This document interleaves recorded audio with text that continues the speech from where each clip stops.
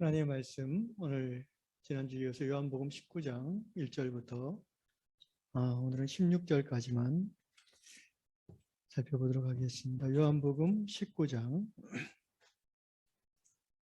작년 1월 셋째 주부터 시작했는데 이제 거의 한 1년 반쯤 되면 끝날 것 같습니다. 요한복음 19장 1절로 16절 제가 한 절, 여러분이 한 절 교독하면 좋겠습니다. 이에 빌라도가 예수를 데려다가 채찍질하더라. 군병들이 가시나무로 관을 엮어 그의 머리에 씌우고 자색 옷을 입히고 앞에 가서 이르되 유대인의 왕이여 평안할지어다 하며 손으로 때리더라. 빌라도가 다시 밖에 나가 말하되 보라, 이 사람을 데리고 너희에게 나오나니 이는 내가 그에게서 아무 죄도 찾지 못한 것을 너희로 알게 하려 함이로라 하더라. 이에 예수께서 가시관을 쓰고 자색 옷을 입고 나오시니 빌라도가 그들에게 말하되 보라, 이 사람이로다 하매 대제사장들과 아랫사람들이 예수를 보고 소리질러 이르되 십자가에 못 박으소서, 십자가에 못 박으소서 하는지라. 빌라도가 이르되 너희가 친히 데려다가 십자가에 못 박으라. 나는 그에게서 죄를 찾지 못하였노라. 유대인들이 대답하되 우리에게 법이 있으니 그 법대로 하면 그가 당연히 죽을 것은 그가 자기를 하나님의 아들이라 함이니이다. 빌라도가 이 말을 듣고 더욱 두려워하여 다시 관정에 들어가서 예수께 말하되 너는 어디로부터냐 하되 예수께서 대답하여 주지 아니하시는지라. 빌라도가 이르되 내게 말하지 아니하느냐. 내가 너를 놓을 권한도 있고 십자가에 못 박을 권한도 있는 줄 알지 못하느냐. 예수께서 대답하시되 위에서 주지 아니하셨더라면 나를 해할 권한이 없었으리니 그러므로 나를 내게 넘겨준 자의 죄는 더 크다 하시니라. 이러함으로 빌라도가 예수를 놓으려고 힘썼으나 유대인들이 소리질러 이르되 이 사람을 놓으면 가이사의 충신이 아니니이다. 무릇 자기를 왕이라 하는 자는 가이사를 반역하는 것이니이다. 빌라도가 이 말을 듣고 예수를 끌고 나가서 돌을 깐 뜰에 있는 히브리 말로 가바다 뜰에 있는 재판석에 앉아 있더라. 이날은 유월절의 준비일이요 때는 제6시라. 빌라도가 유대인들에게 이르되 보라, 너희 왕이로다. 그들이 소리 지르되 없이 하소서 없이 하소서 그러이 십자가에 못 박게 하소서. 빌라도가 이르되 내가 너희 왕을 십자가에 못 박으랴. 대제사장들이 대답하되 가이사 외에는 우리에게 왕이 없나이다 하니. 이에 예수를 십자가에 못 박도록 그들에게 넘겨주니라. 아멘. 아멘. 지난주에 이어서 빌라도 앞에 선 예수님에 대한 성경 말씀을 계속해서 전하겠습니다. 이에 빌라도가 예수를 데려다가 채찍질하더라. 여러분이 아시다시피 이 채찍은 그냥 가죽 채찍이 아니고 채찍 끝에 동물의 뼈 조각이나 철 조각을 단 채찍이기에 한번 등을 훑고 지나가면 살점이 떨어져 나가는 잔혹한 채찍입니다. 2절 군인들이 가시나무로 관을 엮어 그의 머리에 쓰고 자색 옷을 입히고 앞에 가서 이르되 유대인의 왕이여 평안할지어다 하며 손으로 때리더라. 여러분 이런 부분을 성경을 읽으면 우리가 마음이 참 불편합니다. 관을 씌우고 그리고 자색 옷, 빨간색 가까운 그 자주색 옷을 입히고 그 다음에 말하기를 유대인의 왕이여 이렇게 얘기하죠. 조롱이죠. 왕의 표시로서 관을 씌우되 황금관이 아닌 가시면류관을 쓰고 왕의 표시로서 자주색 옷을 입히되 냄새나고 더러운 녹마와 같은 빨간색 천을 걸쳐주고 그리고 왕이여라고 부르면서 손으로 뺨을 때리는 명백한 조롱입니다. 예수님에 대한 조롱일 뿐 아니라 유대인 자체에 대한 조롱이죠. 이 로마 군인들은 그만큼 유대인들을 우습게 보는 거죠.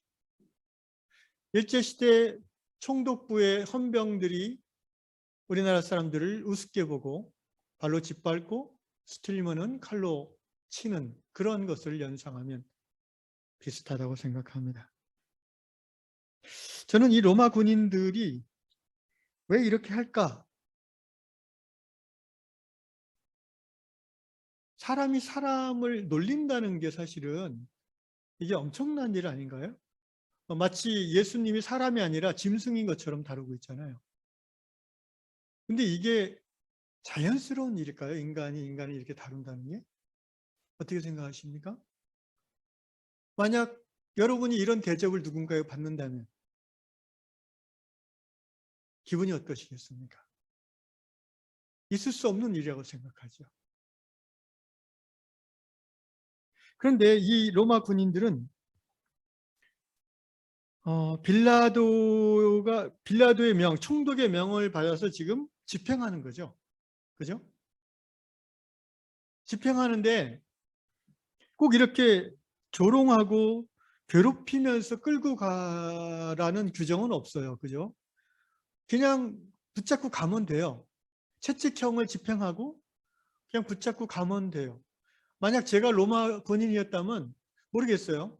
그 시대 그 문화 속에서 제가 어떻게 양육받고 교육받고 자랐는지는 모르겠지만 어쨌든 지금의 제 마음 같아서는 내가 갖고 있는 수건이라도 떼서 예수님 피를 닦아주고 몰래 뭐 그러고 싶은 마음이 있어요. 왜냐하면 꼭 예수님이라서가 아니라 사람이 사람을 볼 때 그렇게 하는 게 사람다운 거잖아요, 사실은. 근데 이 로마 군인들은 왜 이렇게 잔인할까요? 여러 가지 기본적으로 죄인된 인간의 모습뿐 아니라 오만과 편견과 지배계층이 갖는 우월감과 또 식민지 이 백성에 대한 그 모멸감 이런 것들이 작용하겠죠. 어쨌든 사람이 사람을 이렇게 대하는 것은 악한 겁니다. 이 로마 군인들이 예수님을 아주 그 악한 마음을 가지고 괴롭히려고 작정한 게 아니에요, 지금. 그냥 소일거리를 하는 거예요, 소일거리. 그냥 재밌으니까. 여러분, 어렸을 때 동네 개구장이들이 주인 없는 강아지나 뭐 이렇게 고양이 같은 거 보면 괴롭히는 거 본 적 있나요? 그 아이들이 무슨 악독한 마음을 가지고 그 생명을 그렇게 대하겠어요? 그냥 아무 생각 없이 그냥 낄낄거리면서 학교에서 왕따 문화가 이제 심각하죠. 우리나라도 이미 심각하고 더 심각하고 있죠. 그런데 그 왕따를 일삼는 가해야 하는 학생들이 우리 선생님 아시는지 모르겠지만 특별히 다 악한 아이들인가요? 걔들 집에 가면 걔네 부모들은 우리 애는 그럴 애가 아니에요 이렇게 얘기한다고요.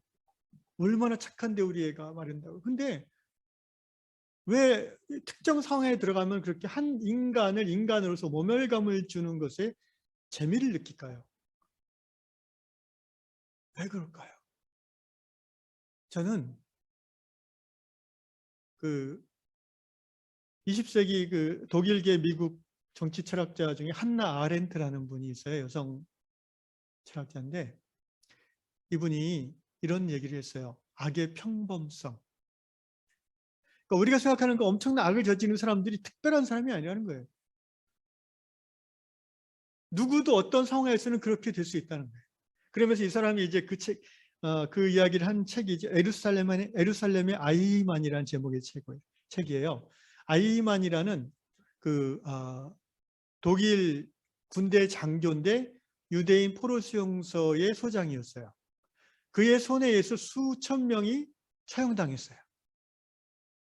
근데 이 사람이 이제 전범으로 도망다니다가 1961년도에 이스라엘 첩보국에서 모사드에서 잡혔어요. 그래가지고 재판을 받았어요. 그런데 이제 이 한나 아렌트라는 이 여류 정치 철학자가 그 재판을 참관하기 위해서 비행기 타고 왔어요. 그리고는 충격을 받았어요. 무슨 충격을 받았냐면은 이 아이만이라는 사람이 재판장이 왜 그렇게 악독한 짓을 했냐 그랬더니 저는 제 상관의 명령을 준행했을 뿐입니다. 그런 거예요. 군인이니까 자기 상관이 지시한 일을 처리했을 뿐이라는 거예요. 수천 명을 죽이라 이런 명령을 상관이 한 게 아니에요. 뭐라고 상관이 명령했냐면은 최종 정리하라. 그 정리하는 내용이 뭐예요? 싹 가스실로 보내서 사용하라는 거죠. 자기는 명령을 준행했을 뿐입니다. 정말 그 아이만이라는 사람이 그렇게 말할 때 표정은 아주 그 편안한 표정이었다는 거예요.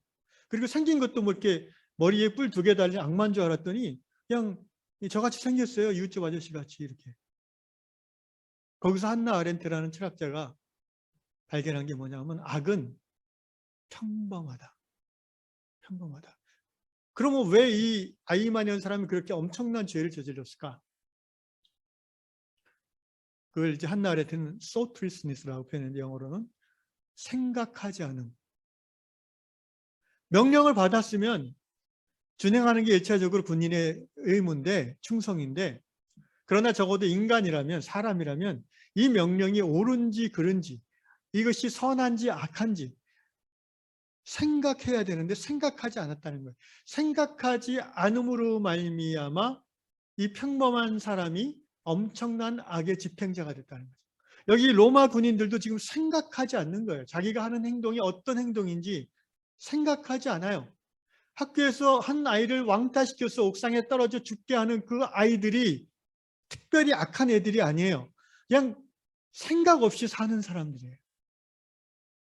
그래서 한나 아렌트가 그런 얘기를 했어요.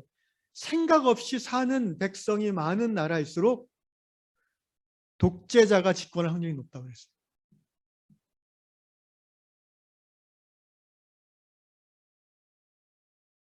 전체주의가 이루어질 확률이 높다고 그랬어요. 생각 없이 사는 백성이 많을수록. 곰곰이 생각해보면 정말 정확한 표현이라고 생각합니다. 우리는 그리스도인으로서 내 자신의 행동과 말에 대해서 돌아봐, 다시 말해 생각해 봐야 돼요. 우리 권사님 기도하신 대로 하루를 마무리할 때에 오늘 하루 나의 삶이 어땠는지 think in Jesus, 예수 안에서 생각해 봐야 됩니다. 오늘도 그냥 세상 흘러가는 대로 정신없이 그냥 별 생각 없이 살았는가 아니면은 순간순간 이것이 옳은지 그른지 이것이 선인지 악인지 이것이 합당한지 부당한지 주님에게 여쭤보고 살았는가. 이 로마 군인들은 늘 하는 일거리 중에 하나로서 죄수를 호송하면서 희롱하고 채찍질하고 놀리고 그런데 그 죄수가 어떤 분이었어요? 그 죄수가 하나님의 아들 예수 그리스도였어요. 우리 유양의 성도님들 생각하고 살아야 됩니다. 우리는. 내가 지금 21세기 대한민국에서 살아가는 모든 정치, 경제, 사회 분야 영역에서 이루어지는 일들을 보고 우리는 생각할 필요가 있어요.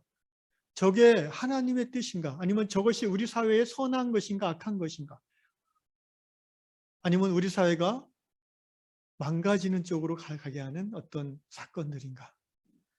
우리는 생각해 봐야 됩니다. 4절 말씀, 빌라도가 다시 밖에 나가 말하되 보라 이 사람을 데리고 너에게 나오나니 이는 내가 그에게 아무 죄도 찾지 못한 것을 너희로 알게 하려 함이로라 하더라. 저는 이제 18장과 19장을 읽으면서 빌라도라는 총독, 로마의 그 황제의 친척 좀 되죠. 이 사람이 내적 갈등이 좀 이때 있었다라는 생각을 많이 하게 돼요. 무슨 말이냐면은 이 지성인이고 어느 정도 로마의 그 자유인이며 특권층으로서 어렸을 때 우수한 교육을 받았을 테고 어느 정도 생각하는 사람이었을 거예요. 이 로마 병사들하고 좀 다르게.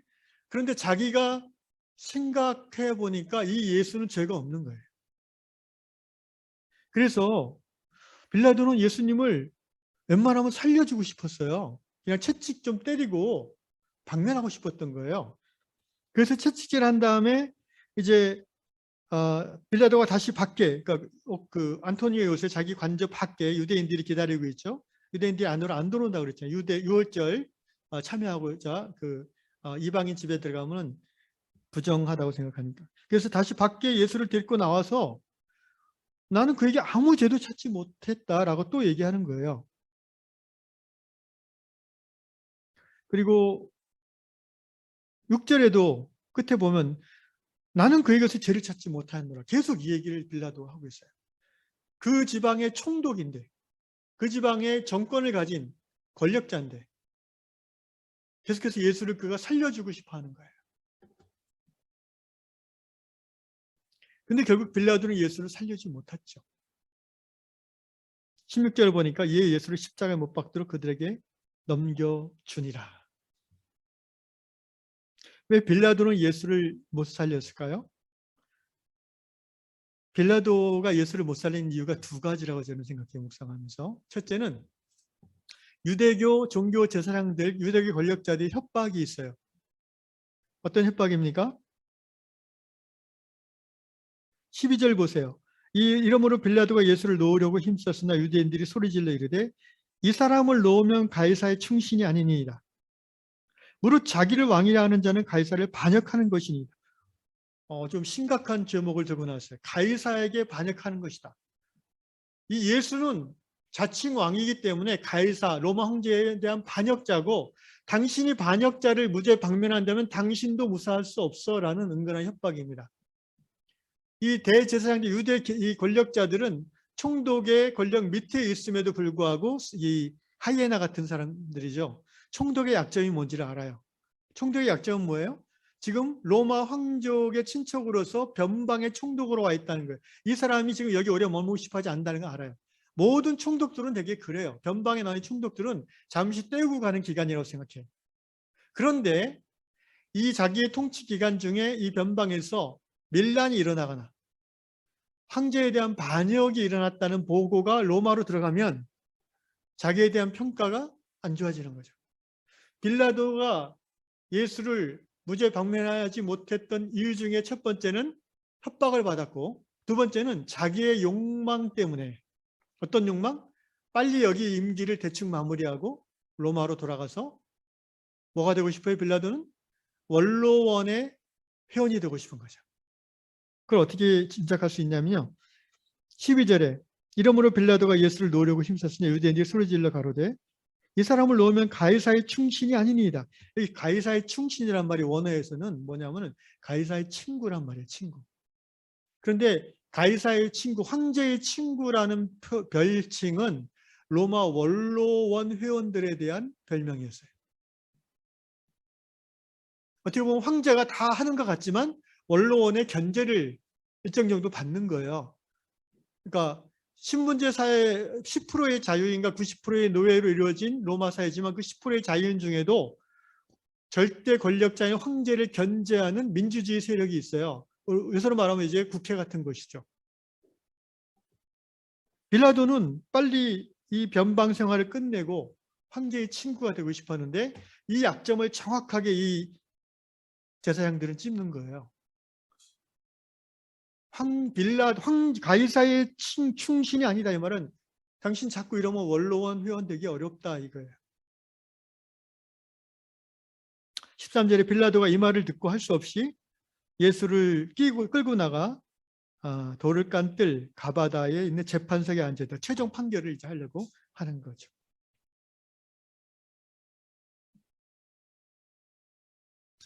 자, 다시 5절로 돌아가세요. 이 예수께서 가시관을 쓰고 자색 옷을 입고 나오시니 이제 빌라도가 끌고 관저 앞으로 나왔어요. 그리고 빌라도가 말해요. 보라 이 사람이로다. 이 유명한 말입니다. 이게 에케 호모 라틴어로 하면은 에케 호모 이 사람을 보라.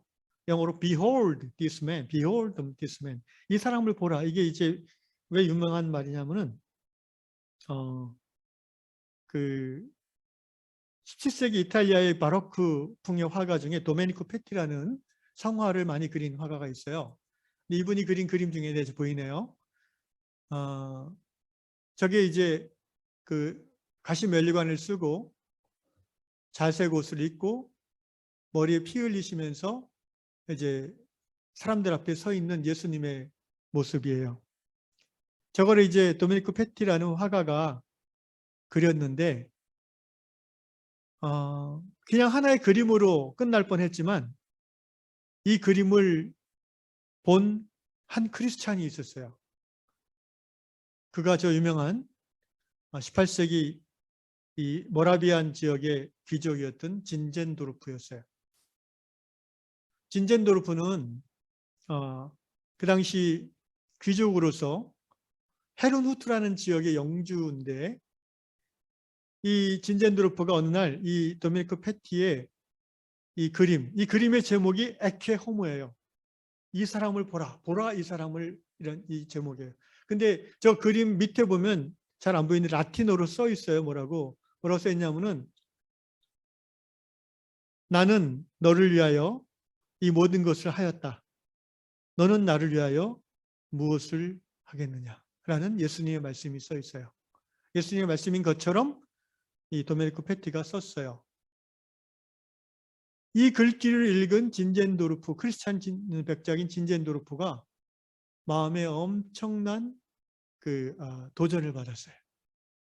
그래서 진젠도르프가 이 충격 속에서 하나님 앞에 자신을 고백하면서 삶을 재헌신했는데, 거기 뭐라고 써있죠, 라틴어로. 저게 우리가 좀 전에 부르던 찬양이에요. 내 너를 위하여 이 모든 것을 하였다. 너는 나를 위해서 무엇을 하겠느냐. 진젠도르프는 이 예수님의 질문에 대해서 나는 주님을 위해서 내 모든 삶을 드리겠습니다라고 결단했어요. 그리고 그 당시 이제 이 모라비안 지역에 어떤 크리스찬 유랑민들이 이제 쫓겨나서 왔는데, 그분들과 함께 크리스찬 공동체를 시작했어요.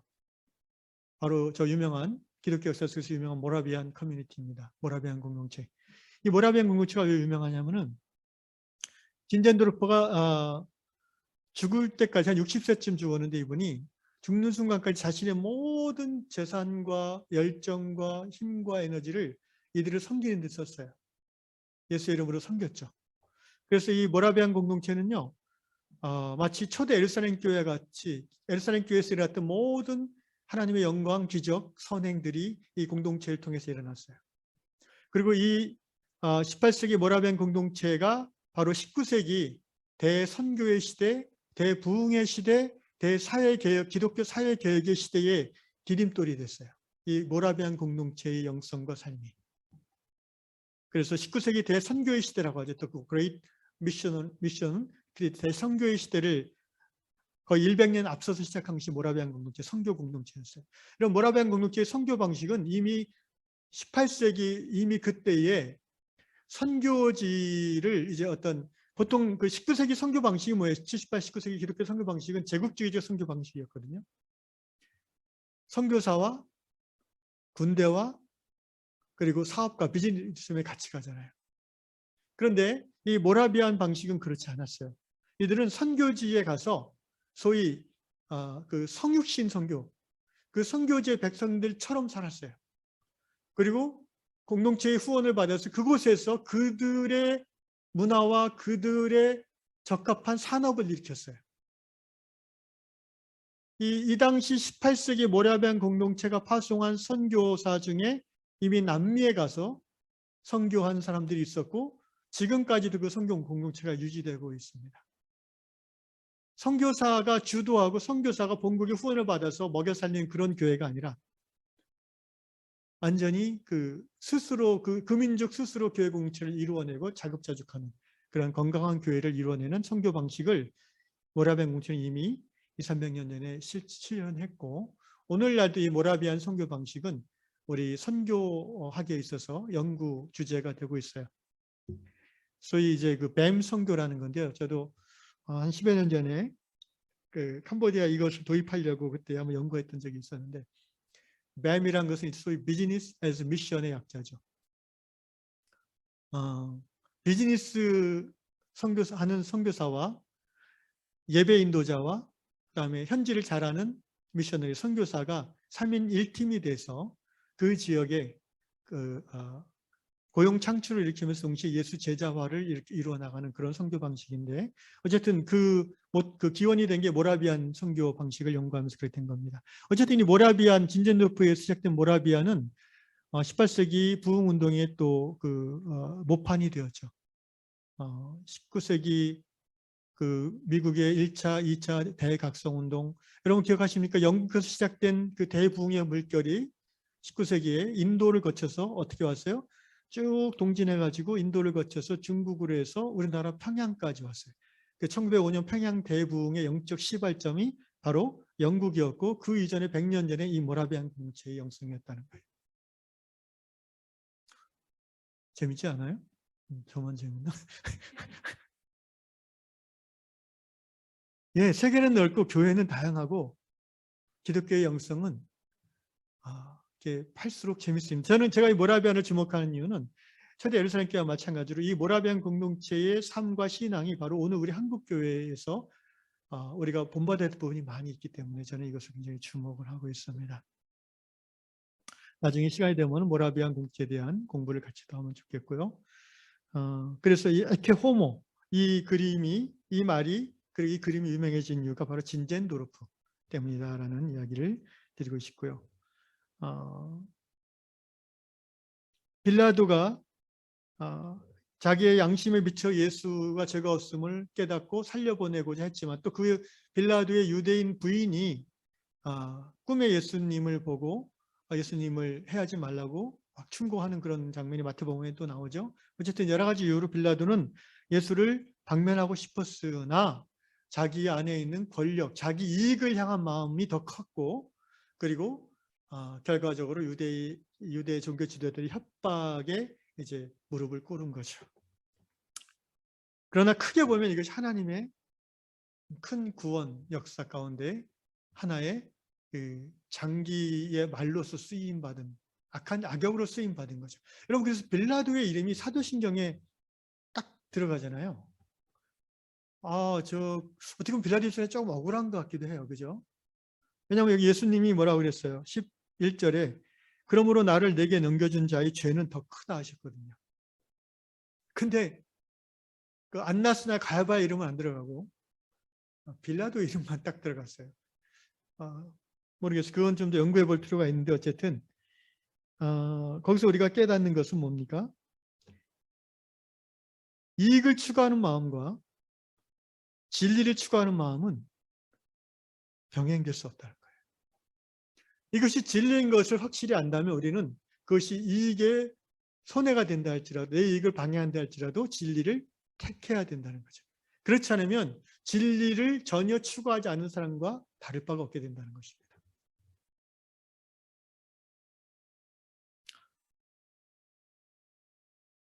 마지막으로 15절을 보십시다.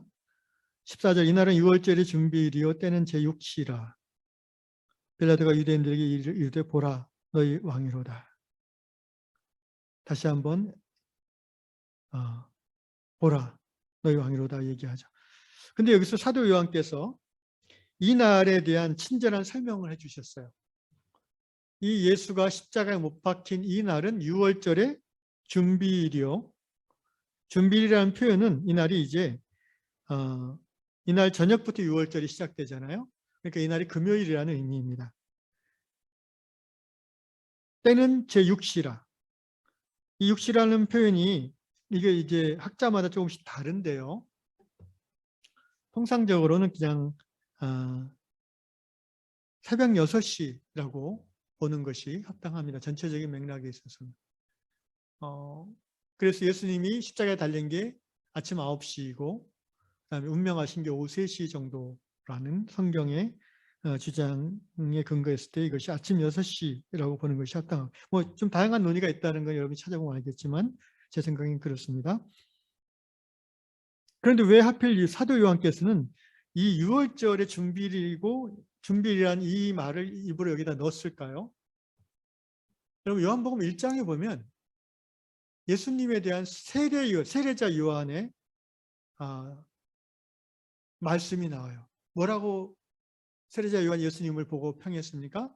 보라 세상 죄를 지고 가는 하나님의 어린 양이로다. 6월절 하면은 이 유대인들은 어떤 날이에요? 양 잡는 날이잖아요. 그죠? 6월절의 기원은 뭡니까? 애굽의 노예 생활할 때에 10번째 재앙의 마지막 장자의 죽음 재앙을 피하게 하고자 하나님이 이것을 통해서 가르쳐 주신 양을 잡아서 그 피를 문설주와 임방에 바르는 집마다 죽음의 사자가 패스오버 넘어간다 해서 6월절 패스오버라고 그러잖아요. 라틴어로 이제 파스카라고 그러잖아요. 그게. 그런데 그 예수님이 그 6월절 죽임을 당하는 양으로서 이 세상에 오셨다는 요한복음 1장 세례자 요한의 말씀을 다시 상기시키는 거예요. 이 요한복음 19장에서. 예수님은 6월절 어린 양의 피를 문설주 한방에 바른 집마다 죽음의 사자가 패스오버 한 거와 같이 이제 십자가에 달려 죽을 예수의 피를 마음으로 믿고 입으로 시인하는 그 사람은 죽음이 뛰어넘어간다. 그 사람은 죽지 않는다. 죽음을 경험하지 않는다. 영원한 생명을 얻는다. 라는 이 출애굽기부터 내려오는 6월절의 내용을 사도 요한께서 이 장면에서 딱 이제 상기시켜 주는 것이라고 생각을 합니다. 그들이 소리를 지르되 없이 하소서 없이 하소서. 그럼 이 없이 하소서란 말이 좀 이상하지 않아요? 그냥 죽이소서 이러면 될 거를 없이 하소서 없이 하소서 그래요. 이 아이로라는 헬라어 여기서 아이로라는 헬라어가요. 바로 요한복음 1장에 나오는 그 단어예요. 세상 죄를 아이로 지고 가는 이라는 말이에요. 같은 헬라어를 씁니다. 그러니까 의도적으로 요한복음 1장에 세례자 요한의 예수님에 대한 그 말씀을 사도 요한은 여기서 상기시키는 겁니다. 바로 예수가 6월절 어린 양으로 우리의 모든 죄를 대신 짊어지시고 하나님 앞에 제물이 되실 하나님의 어린 양이다라는 것을 마지막으로 확언해 주는 것입니다. 없이 하소서 없이 하소서 그를 십자가에 못 박게 하소서. 빌라다고 이르되 내가 너희 왕을 십자가에 못 박으랴? 대제사장들이 대답하되 보세요. 어떻게 대답합니까? 굉장히 이게 뭐 별말 아닌 것 같지만 굉장히 충격적인 말이에요. 가이사 외에는 우리에게 왕이 없나이다. 이게 누가 하는 말이에요 지금? 대제사장, 유대교의 대제사장이 로마 황제 외에는 왕이 없다는 선언을 하는 거예요. 어떻게 이럴 수가 있죠? 유대교는 어떤 종교예요? 하나님이 우리의 왕이라고 고백하는 종교잖아요. 이스라엘의 왕 되신 하나님을 고백하는 종교가 유대교예요. 근데 가이사 외에는 왕이 없다는 선언을 하고 있어요. 왜 대제사장들이 이렇게까지 할까요?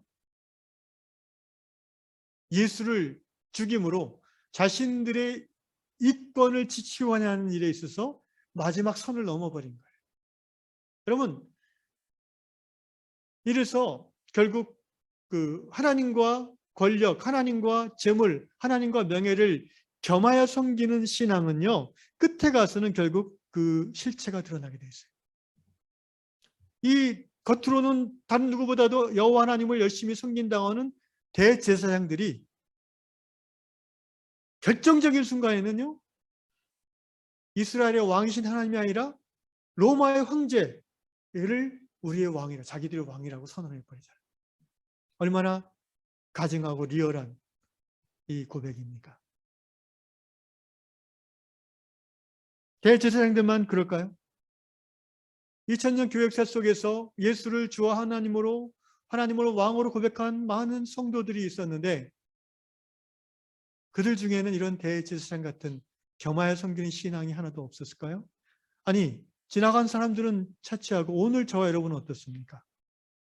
여러분은 결정적인 이익의 순간에 세상 권력을, 세상 재물을, 세상 명예가 나의 왕이라고 고백하는 그럴 위험성은 혹시 없나요?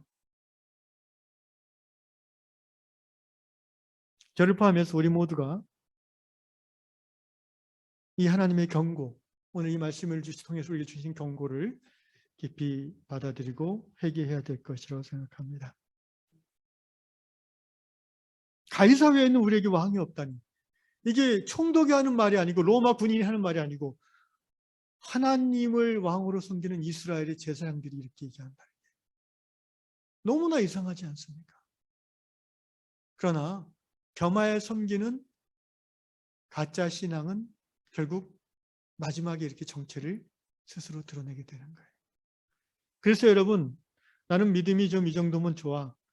또는 저 사람 믿음이 왜 저래. 그렇게 스스로 판단하지는 마시고 다른 누구도 판단하지 마시기 바랍니다.